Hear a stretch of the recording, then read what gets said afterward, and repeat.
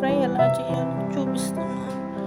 Pan తీసుకొని cut చేసిన brinjals వేసుకోవాలి వాటర్లో.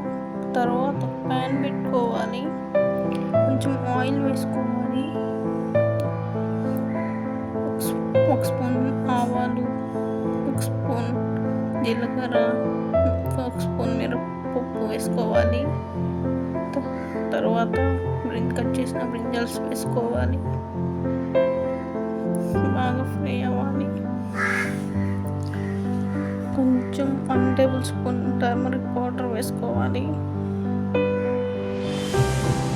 బాగా కలుపుకోవాలి. కొంచెం సాల్ట్ వేసి బాగా ఫ్రై చేయాలి.